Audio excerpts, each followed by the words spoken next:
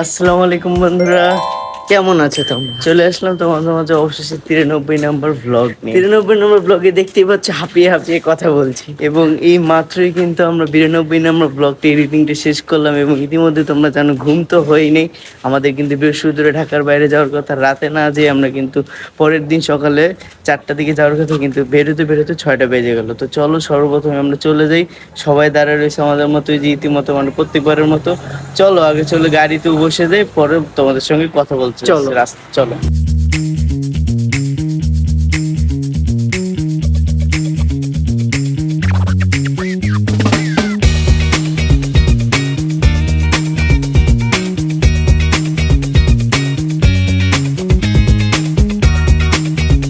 এবং এই যে দেখতে পাচ্ছ আমরা কিন্তু একবারে ঝড়ের গতিতে এগিয়ে যাচ্ছিলাম, কিন্তু এটা আসলে বেশিক্ষণ আর টিকে থাকে না। সামনে আমরা দেখতে পারি যে মেঘনার তোমার টোল দেওয়ার পরে কিন্তু অনেক বড় জাম। সো দেখতে পাচ্ছ জার্নির প্রথমে অ্যাডভান্স খেয়ে গেলাম আমরা, এখন মাত্র ঢাকা পেয়ে রইলাম। মেঘনার ব্রিজে উঠবো, সে সময় দেখতে পাচ্ছ কত বড় জাম। এখানে প্রায় 20 মিনিট ধরে দাঁড়িয়ে রয়েছি, মানে জার্নির শুরুতে আসলে একটা কি বলবো, এখন একটু ঘুম দিব আর কিছু বড় ঘুম। যাক, যাই হোক দেখি এখানে কতক্ষণ আটকে থাকে। এবং আসলে ওয়েদারটা কিন্তু সুন্দর, রোডটা একবারে সুন্দর হাসি দিচ্ছে, এবং মেঘও দেখো কত সুন্দরই আছে। চলো দেখি কি আছে জার্নির, একটু দেখো তোমরা। এবং আমরা খালি প্রহর গুনছিলাম যে কোন সময়টা ছাড়বে, কোন সময়টা ছাড়বে।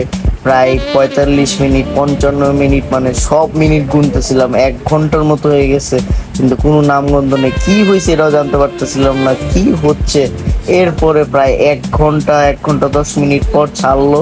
এবং এই যে আমরা তো একবারে ফাঁকুক একবারে টান কারে বলে, যেদিক দিয়ে বেরোয়া যায় অন্তত এই জায়গাটা খালি পাড়ে দিতে পারলে হয়। এবং দেখতে পাচ্ছ সামনে কিন্তু সুন্দর একটি গাড়ি।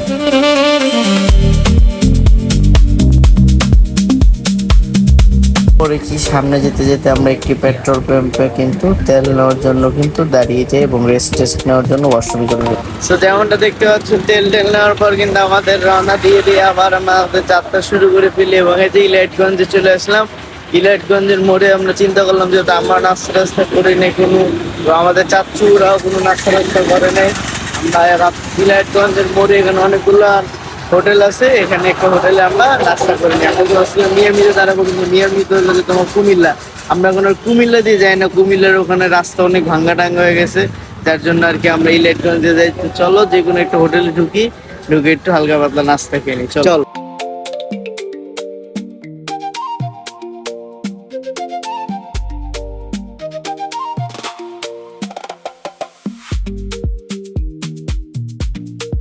যেমনটা দেখতে পাচ্ছ আমরা কিন্তু খেয়ে ফেললাম নাস্তা, পরোটা, তোমার সবজি ডাল। এই যে এখান থেকে তোমার জান্নাত হোটেল, তোমরা যদি যাও সিলেটগঞ্জের দিকে তাহলে কিন্তু তোমরা কিন্তু সবাই এখানে কিন্তু নাস্তাটা কিন্তু ট্রাই করতে পারো। এবং সবকিছু ওভারঅল কিন্তু ভালোই ছিল। তো চলো আবার আমরা আমাদের জার্নিটা শুরু করে ফেলি, চলো। এবং দেখতেই পাচ্ছ আমরা কিন্তু খুবই সুন্দর একটি রাস্তায় ঢুকে যাই। এই রাস্তাটা কিন্তু হলো তোমার ইলিয়াটগঞ্জের রাস্তা। যদি তোমরা কেউ কুমিল্লা ক্যান্টনমেন্ট হয়ে যেতে চাও তাহলে কিন্তু তোমরা কিন্তু আসলে ওদিক দিয়ে না হয় কোম্পানিগঞ্জ না হয় তোমরা কিন্তু এই রোডটা ব্যবহার করতে পারো। রোডটা অনেক চমৎকার এবং খুব তাড়াতাড়ি যাওয়া যায়। তো গাইস তোমরা দেখতেই পাচ্ছ মাঝপথে আমরা দাঁড়িয়ে গিয়েছি, কেননা আমাদের পিছনে এত সুন্দর দৃশ্য আছে। তো আমাদের বুলবুল চাচ্চু বললো যে আমরা একটু থেমেই যে আমরা একটু ছবি টবি তুলি, এবং আমরা মাঝপথে থেমে গিয়েছি। এই যে আমার পিছনে দেখতেই পাচ্ছ সবাই ফটোগ্রাফি করছে, আর আমরা দাঁড়িয়ে রয়েছি। চলো আমরা আবার গাড়িতে বসে আমরা আবার রওনা দিয়ে দেবো, চলো। 2 hours later. যেমনটা দেখতে পাচ্ছ চলে আসলাম অবশেষে। প্রায় 1 থেকে 2 ঘন্টার মতো লাগলো। এবং আসলে পুরো বোঝা গেল যে আসলে দিনের বেলা যে আসলে অটোগুলো বেড়ে যায় এবং এত উশৃঙ্খলা করে তারা, মানে এটা আসলে তোমার যারা না সাফার করবো তারা বুঝবো না। যাই হোক চলো আমরা এখানে তো আসলাম, এখন আমরা পৌঁছাইনি পুরো ডেস্টিনেশনে। আর বেশিক্ষণ লাগবে না, 10-15 মিনিট লাগবে, কিন্তু এর আগে আমরা একটু চাটা খেয়ে নেবো, চলো। এবং দেখতে পাচ্ছ আমরা রিফ্রেশ হওয়ার জন্য কিন্তু চা খেয়ে নিই, যেটা কিন্তু আসলে খুবই দরকার ছিল ওই সময়টাতে। এবং তোমাদেরকে যেটা বলার ছিল, তোমাদের যেটা বললাম ইলিয়াটগঞ্জের রাস্তাটা যেহেতু আজকে আমরা অকওয়ার্ড একটা টাইমে বের হয়ে গিয়েছি, তাই আসলে এরকম রোডগুলো ব্যবহার করতে হলে খুবই বুঝে শুনে এবং যে সময় অটো চলে না রাতের সময়গুলোতে চলতে হবে। সো এই যে দেখতে পাচ্ছ চলে আসলাম অবশেষে আমাদের ডেস্টিনেশনে। চলো আজকে আসলে শরীরে একটু বেশি একটু ইয়ে লাগতেছে, লুজ লুজ লাগতেছে, কারণ আজকে একটু বেশি সময় লেগে গেছে, আর অনেক জ্যামে পড়ছে, অনেক অটো রিস্কের ঝামেলায়। আশা করি তোমরা সকলে একটু বুঝতে পারছো। চলো যে একটা হালকা হালকা রেস্ট নেই, নেওয়ার পর তো গোসল তো করবো প্রতিবারের মতো। চলো। A few moments later. তো যেমনটা দেখতে পাচ্ছ, আসার পরে কিন্তু রেস্ট নেওয়া এরকমটা হইলো না। ঘরটার খুলে গুছানো টুছানোর পর এখন আমরা চলে যাচ্ছি বাজারে, যেহেতু আজকে আসতে লেট হয়েছে, এখন প্রায় 12টার মতো বেজে গেছে, তাই তাড়াতাড়ি বাজারটা সেরে ফেলতে হবে, কারণ টবরক রান্না করতে হবে এবং আজকে একটু বিরিয়ানি রান্না হবে। তো চলো আমরা যাই বাজারে, একটু যাই, তোমাদের একটু দেখাই। আগে তো অনেকবার দেখাইছি, গত 2 সপ্তাহ 3 সপ্তাহ ধরে দেখাই না। চলো যে একটু তোমাদের দেখাই।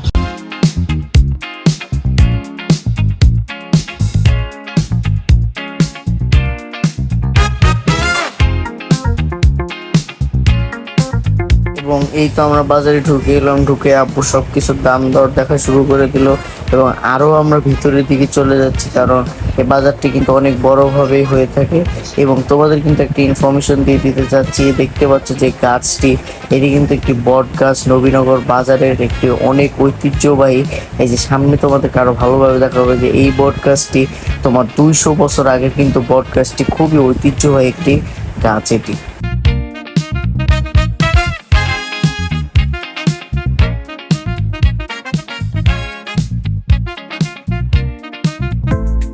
এবং এই যে দেখতে পাচ্ছ আমরা আলু নিয়ে নিয়েছিলাম, এবং এই যে পেঁয়াজও নিয়ে নিই, এবং আরো সামনে যাওয়ার পরে যে ভাইয়ের থেকে আমরা অনেক মশলাপাতি নেই, তোমার গরম মশলাগুলো নেই, এবং তার থেকে আমরা আমাদের বাসার জন্য আর কি শুকনো মরিচ নিয়ে নিই, এবং আরো সামনে যাওয়ার পর একটি মুড়ির দোকানে ঢুকে যাই, যেখান থেকে আমরা পোলাওর চাল নিই এবং বাকি মুড়ির দোকান। এরপর আরো ভিতরের বাজারে চলে যাই, যেখানে খাসির মাংস পাওয়া যায়, যেহেতু আজকে খাসির মাংস দিয়ে আমরা বিরিয়ানি করব। এবং ভিতরে যেতে যেতে যেতে যেতে এরকম এই ভিতরে আমার যাওয়া হয় না, প্রথম আর কাপড় সঙ্গে গেলাম, এবং আসলে খুবই একটি ব্যাড নিউজের মতো আর কি শুনতে পারলাম, যেটা শোনার পর কিন্তু মনটা খুবই খারাপ হয়ে গেছিল। যেটা হলো, তারা আমাদের যাওয়ার সঙ্গে সঙ্গে আমরা দেখতে পারলাম সব মাংস শেষ হয়ে গেছে বলে। যাই হোক, এরপরে কিন্তু আল্লাহর দোয়ায় কিন্তু আমরা পেয়ে যাই, খুবই আসলে কারচুপির মাধ্যমে কিন্তু আসলে পেয়ে যাই আমরা। তো যেমনটা দেখতে পাচ্ছিলাম, আমরা কিন্তু খাসির দোকানে চলে গেছিলাম। যাওয়ার পর প্রথমে দেখলাম যে খাসির দোকানে গেলাম আর খাসি কিন্তু শেষ হয়ে গেছে। আসলে খুবই কষ্ট লাগতেছিল আমার আব্বু যে সব বাজার করে আগে খাসির দোকানে যাওয়া দরকার ছিল, কিন্তু আসলে কিন্তু আমার মনে একটা ইয়ে আসতেছিল যে না, কিছু তো একটা ব্যবস্থা। সবাই বলতেছিল যে খাসির একটাই দোকান নাকি বাজার, আমার বিশ্বাস হচ্ছিল না। তা আমি অনেক জিজ্ঞেস করলাম, সবাই বললো একটা দোকানের পরে, মনটা ভেঙে গেলো। নানান মানে রাস্তা খোঁজার চেষ্টা করতেছি। এরপরে যে আঙ্কেলের দোকানে উনি বলছিল শেষ হয়ে গেছে, উনি একটু বাইরে গেল, যাওয়ার পর আবার একটু পরে এসে বললো যে ভাই 1 কেজি খাসি দিলেই তো হবে। এরপরে আব্বু বললো হ্যাঁ। এরপর ওনার পিছিয়ে আমরা গেলাম, দেখি না, এই যে এখানে হইলো ওনার পিছিয়ে দেখতে, আমার পিছিয়ে ওনার দোকান যেখানে খাসি শেষ হয়ে গেছে, আর এখানে হলো আরেকটা খাসির দোকান, যেটা উনি আমাদের বলেইনি। এরপরে যে গেলাম, যে হইলো মালিক আমাদের কি করে দিছে, এখন হয়তো আমরা নাও তো পেতে পারতাম। যাই হোক, কিন্তু আসলে খুবই একটা টেনশনের মধ্যে পড়ে গেছিলাম, যেহেতু আমরা খাসি দিয়ে বিরিয়ানি করবো, খাসি পাচ্ছিলাম না। যাই হোক, পাওয়া গেছে। চলো ওখানে যাই, মিশির সঙ্গে একসঙ্গে বসে তোমাদের সঙ্গে কথা বলবো। চলো। যাই হোক, এরপরে কিন্তু আমি, আব্বু এবং আমাদের সঙ্গে যে আরেকজন আঙ্কেল ছিল, তাকে নিয়ে কিন্তু আমরা আমাদের বাসার উদ্দেশ্যে কিন্তু বের হয়ে যাই, যেহেতু তাড়াতাড়ি রান্না বাড়া করতে হবে।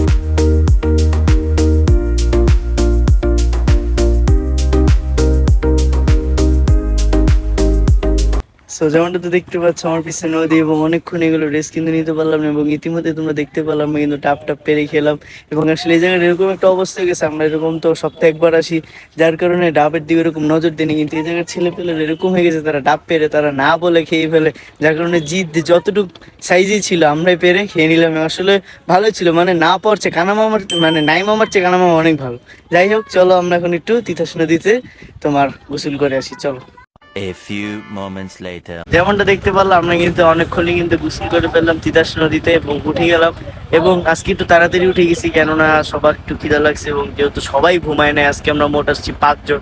5 জনের আমরা 5 জন এরকম কেউ ঘুমাই না। আব্বু একটু আধা ঘন্টার মতো ঘুমাইছে, আমার চাচু একটু আধা ঘন্টা 45 মিনিট ঘুমাইছে, যার কারণে তাড়াতাড়ি উঠে গেলাম। এবং ওই যে আমার আসলে আজকে সারাটা দিন বলতে বাজারে যাওয়ার পর থেকে একটা জিনিস নিয়ে মাথায় লাগতেছে, যে আসলে কি করলো খাসিওয়ালাটা।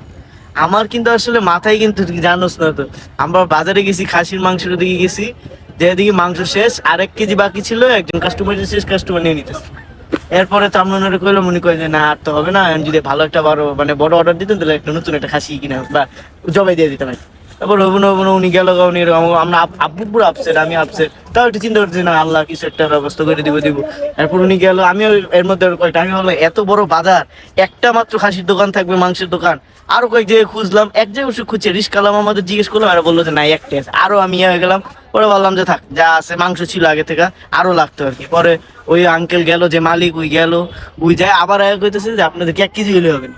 বিশ্বাস করবি এরকম আসলে হয়েছে, বাস্তব কিন্তু ভিডিও করছে আসলে, তোমরা কিন্তু এতক্ষণে দেখতেছো।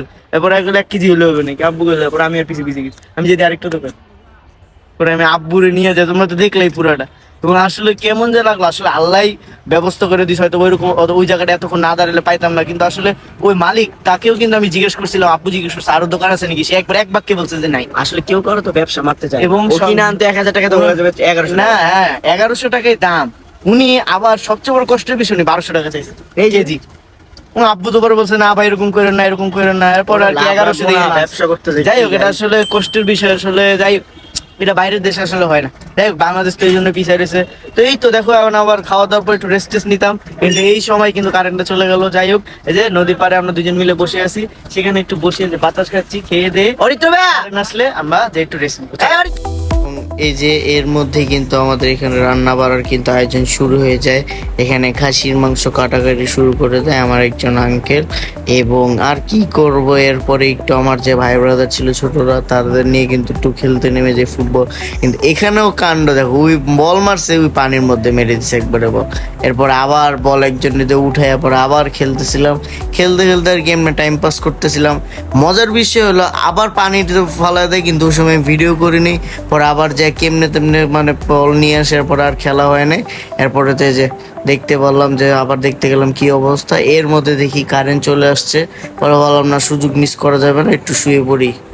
2 hours later. যেমন দেখতে পাচ্ছ অনেকক্ষণ কিন্তু রেস্ট নিয়ে নিলাম। রেস্ট নেওয়ার পরে দেখতে পাচ্ছ মাগরিবের আজান হয়ে গেছে। এবং পিছিয়ে যে কত সুন্দর অপরূপ দৃশ্য, এটা আসলে মোবাইলের ক্যামেরাতে তোমাদের বোঝানো সম্ভব হবে না। মানে একবার প্রাকৃতিক দৃশ্য, নদীর কিনারে। আশা করি তোমরা সকলে বুঝবো। চলো আমরা মাগরিবের নামাজটি পড়ে নিই, মাগরিবের নামাজটি পড়ে তোমাদের সঙ্গে আবার আসবো একটু পরে, কেননা আমাদের মিলাদ আছে, মিলাদ করবো, খাওয়া দাওয়া করবো, এরপরে কিন্তু তোমাদের সামনে আসবো। চলো। এবং এই যে এখানে কিন্তু আমরা মিলাদ টিলাদ শেষ করার পর মানে মাঝেই কিন্তু কারেন্ট চলে যায় এবং মিলাদ শেষ হয়ে যায়, সেরে নামাজও পড়ে ফেলি। এখন আর কি করা, খাবার তো খাওয়াতে হবে। এবং আমাদের আজকে খাবারে ছিল হলো যে তোমার যে বলেছিলাম তো, খাসি দিয়ে বিরিয়ানি। এবং কারেন্ট না থাকা অবস্থায় আর কি করা, আমরা সবাইকে আর কি খাওয়াইতে হয়েছে, যেহেতু নামাজ কালাম সব শেষ হয়ে গেছে। এবং এর কিছুক্ষণ পরে কারেন্ট চলে আসে এবং আমরা কিন্তু বসে পড়ি। আমরা আর বেশিক্ষণ নেই না। আমরা যেমনটা দেখতে পাচ্ছ সবকিছু শেষ হয়ে গেল, আমাদের খাওয়ানো দাওয়ানো শেষ, আমরা নিজেরাও খাওয়া দাওয়া করে ফেললাম। চলো এখন এখানে কিন্তু কারেন্ট চলে গিয়েছে এবং আমাদেরও বেরোর সময় হয়ে গিয়েছে, আমাদের ঢাকার যার উদ্দেশ্যে রওনা দেওয়ার সময় হয়ে গেছে। চলো তাড়াতাড়ি চলে যায়। অ্যাজ ইউজুয়াল সবাই আমাদের জন্য দাঁড়িয়ে রয়েছে, গাড়ির উপরে বসে আমরা শ্যুট করছি। তাড়াতাড়ি শ্যুটটা শেষ করে আমাদের গাড়িতে বসতে হবে। চলো রাতের তোমাদের গাড়ি দিয়ে দৃশ্যগুলো দেখায় ব্রাহ্মণবাড়িয়া নবীনগরে। তো চলো চলে যাই। A few moments later. তো ট্যুর শুরু হতে না হতে একটা ব্যাড বাস চলে আসলো। কিরকম আসলে ওইরকম ব্যাড বাস না, আল্লাহ বাঁচাইছে। আমরা বের হইলাম 2 মিনিট হয় নাই, মানে নবীনগর থেকে আইলাবাজে আসলাম 2 মিনিট বা 2.5 মিনিটের মতো লাগে। মিশি ওই সময় মনে পড়লো ওই আরেকটা ফোন অন্য চার্জে রেখে চলে আসছে, যার কারণে আমরা এখানে দাঁড়ালাম। ওই আবার অটো রিক্সা নিয়ে গেছে, আবার বাসার দিকে যায় মোবাইল নিয়ে আসবে। এবং চলো আমরা এখানে চায়ের দোকান আছে একটা, চিনামানা ভালো চায়ের দোকান, সেখানে যে একটু বসি, সেখানে একটু চাটা খাই। আল্লাহ চায় যেন বেরোর আগে একটু আস্তে ধীরে চাটা খেয়ে বের হওয়া যায়। চলো। এবং এই যে দেখতে পাচ্ছ এরপরে কি আমরা আমাদের জার্নি শুরু করি আল্লাহর নাম নিয়ে, এবং চলতে চলতে চলতে চলতেই কিন্তু থাকি।